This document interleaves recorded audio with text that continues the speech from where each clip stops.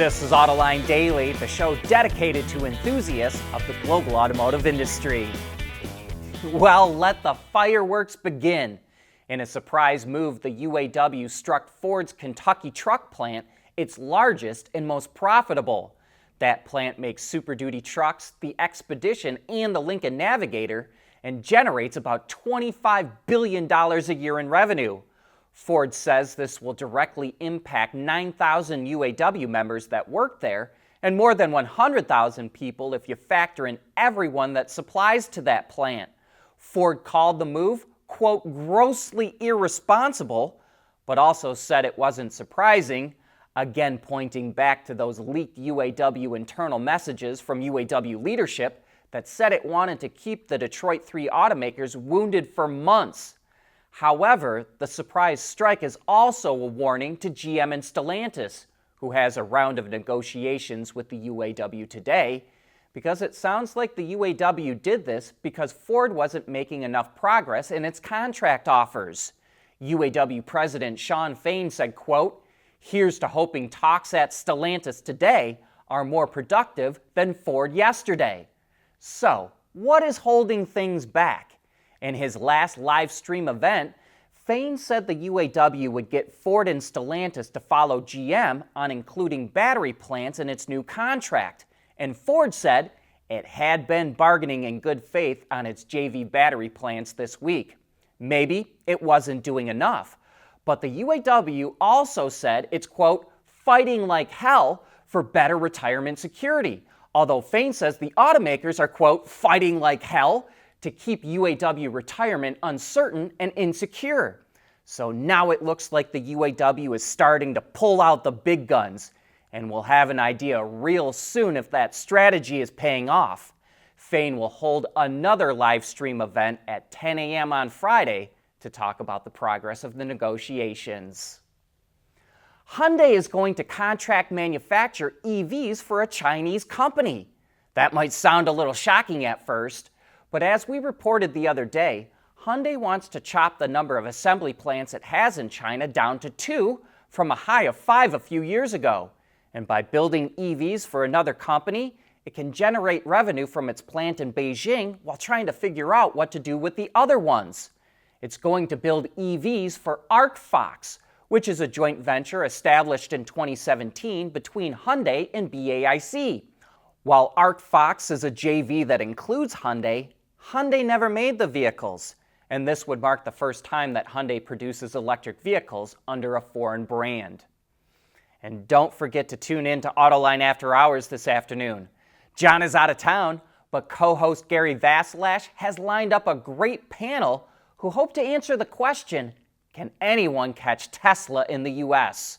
We go live at 3 p.m. Eastern Time, so don't miss the action.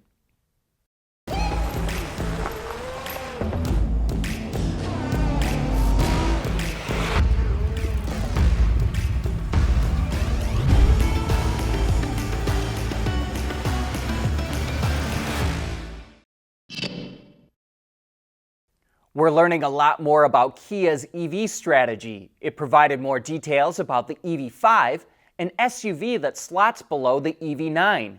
Based on the Hyundai Group's eGMP platform, the base EV5 will feature a 160 kilowatt or 214 horsepower electric motor that drives the front wheels, while the all-wheel drive version has a combined 230 kilowatts or about 300 horsepower.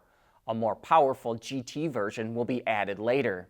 Battery size will depend on the model and market it's sold in, but they range between 58 and 88 kilowatt hours and provide up to 720 kilometers or almost 450 miles of range based on the Chinese test cycle. The EV5 will be made in both South Korea and China, which likely explains the 4 different battery sizes, but that could also be the reason the EV5 is not offered in the U.S. New, more strict battery sourcing and production requirements for EVs to qualify for the federal tax credit kick in at the beginning of next year, so the EV5, which is scheduled to come out in 2025, wouldn't be eligible for the tax credit. And as a side note, because of the changing of requirements, Tesla says it expects to lose half of the credit for the Model 3, which would be $3,750. That could be why it's cutting lease prices for the 3 and Y by $90 to $100 a month. Only 5% of Teslas were leased last quarter, but that could jump drastically.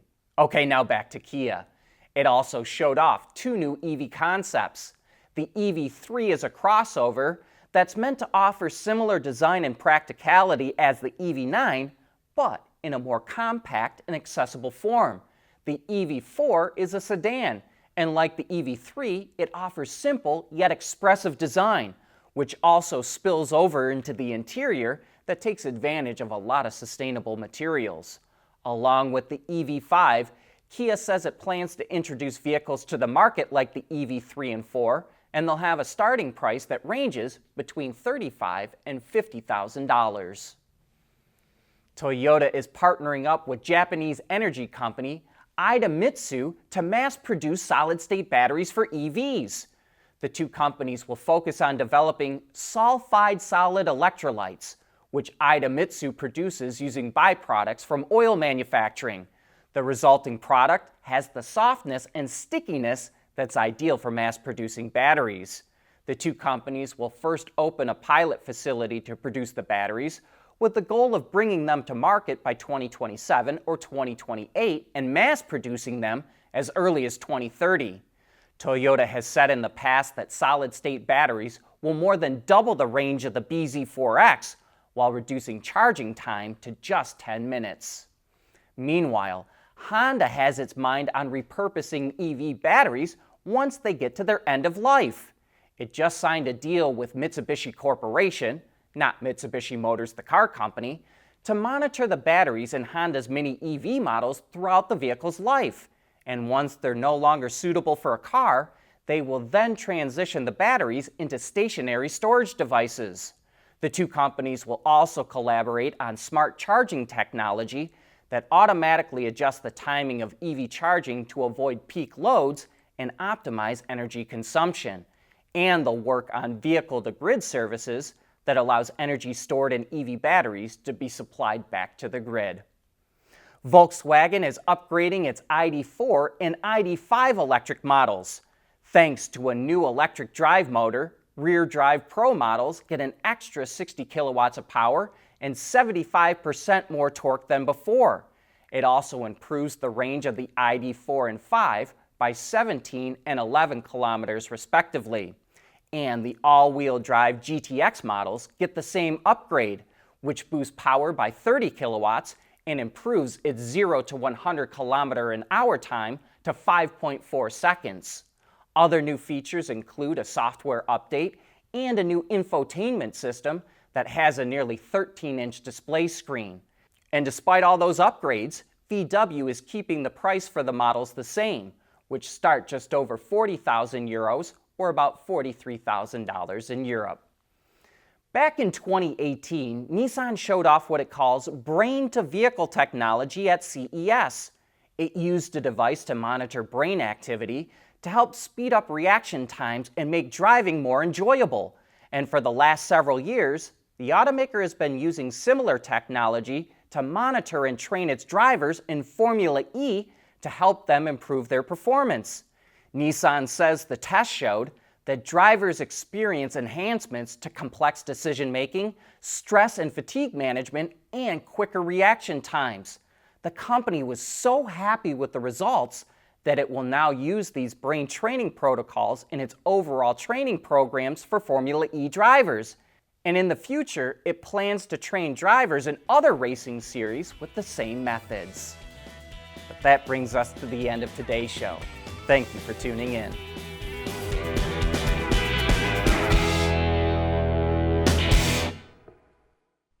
Autoline Daily is brought to you by Bridgestone, solutions for your journey.